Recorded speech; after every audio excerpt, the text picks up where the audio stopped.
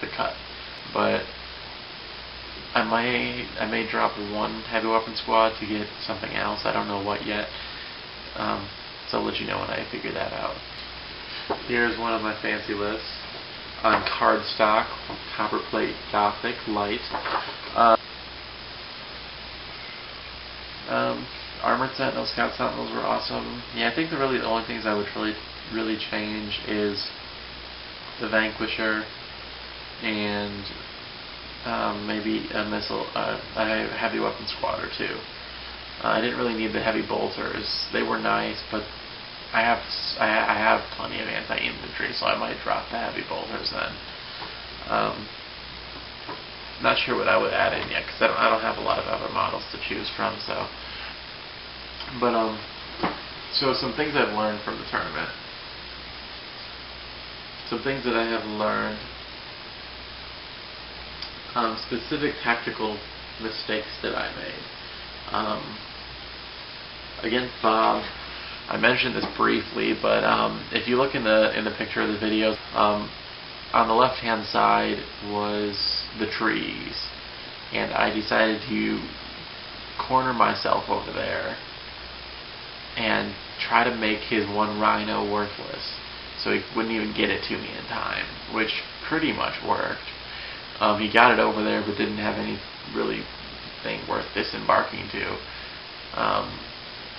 And I was also trying to make the Demolisher worthless, the Vindicator, but I underestimated the range of 24 inches greatly, so he was still able to shoot that every turn. So in hindsight, what I really should have done is I should have put my objective on the Crash Thunderhawk terrain that you'll see on the right-hand side.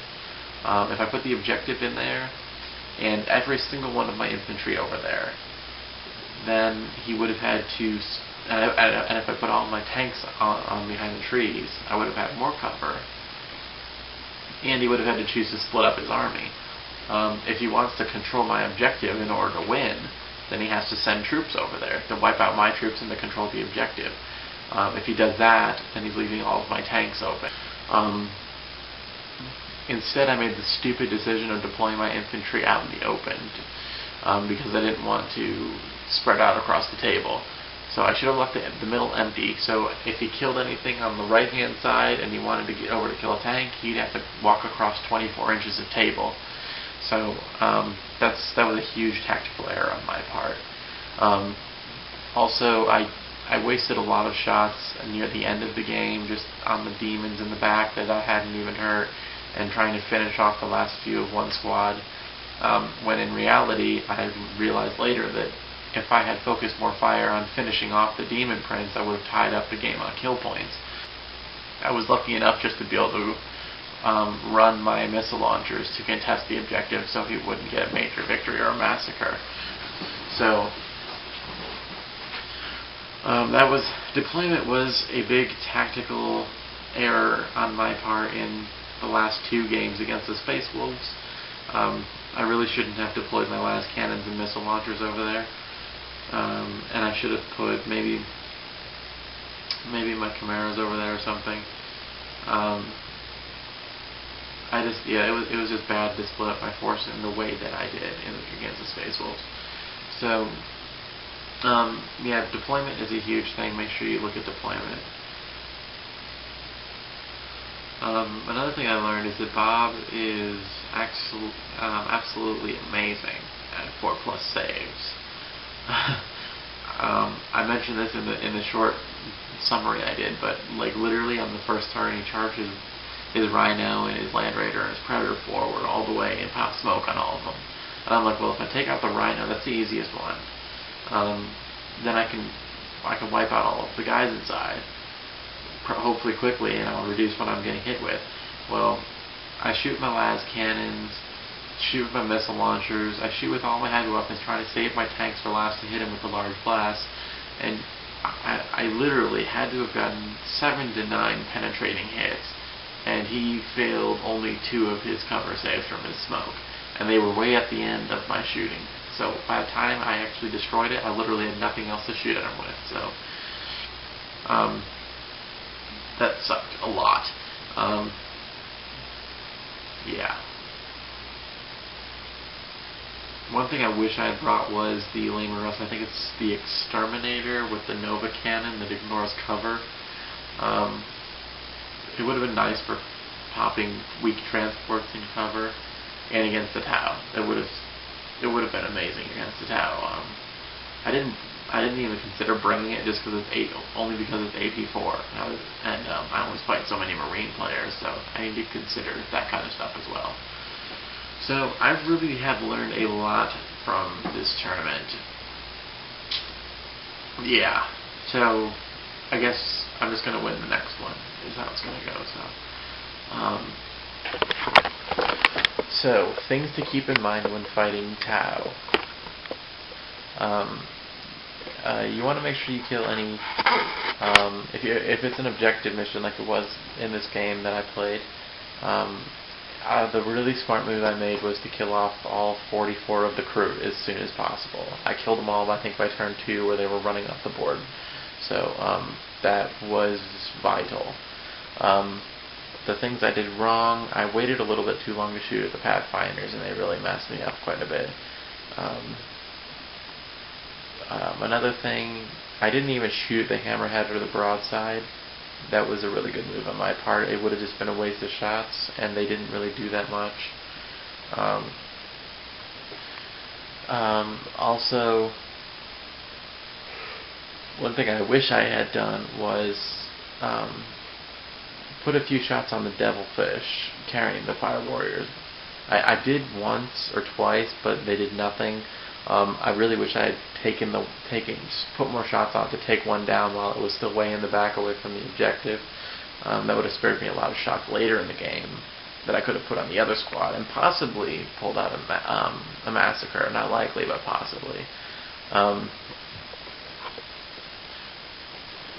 So if it's an objective mission, always just go after the troops, unless there's something else that's going to prevent you from going after the troops in the near future, like Raptors.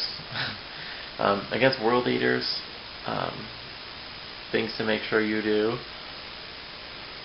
is, if you can, make them split up their force. If it's an objective mission, make them choose between either capturing your objective and hoping to win, or going after your tanks.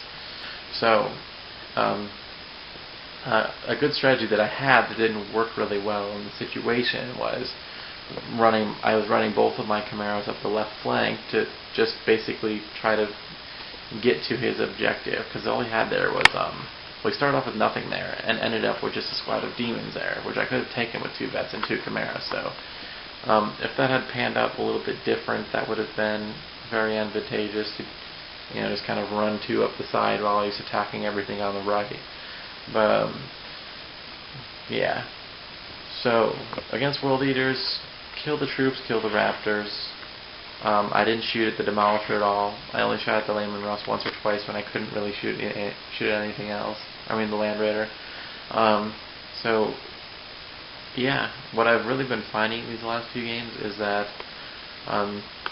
while the heavy weapons, the railguns, demolishers, twin-link las cannons are very scary and can really rip you apart, it's not worth your effort to even shoot at them most of the time. If you can kill off all of the squads that can capture, then what's it matter if all your tanks are dead? That's just how it goes. Against the space, the strategy I eventually went for, when it became available to me, I think was one of the better choices I could have made, was to just go after the transports. If I can make them run across an open field, then I will be much better off. And if you see a few of the pictures in the Space Wolf battle summary I did, you'll notice I split up my forces. All of my tanks on one side, and I was bringing in pretty much all my infantry on the other. Putting my infantry on that side wasn't necessarily the best idea. It wasn't the worst idea, but it wasn't the best idea, that's for sure. But what that did was, anything that got into assault with my infantry and killed them, even if you had wiped that entire flank, he'd still have another, I don't know, maybe 18 to 24 inches to go. before he gets to the rest of my army, which is just walking across an open field against guard. So I learned from the last game, and I did that. And then yeah, he brought his Land Raider out, exploded it. Brought his Razor back out, exploded it, and neither of those two squads got to combat because of it. So I guess against all three armies I played against today, going after the transports as a priority and is the best strategy. So that's probably a good idea. Yes.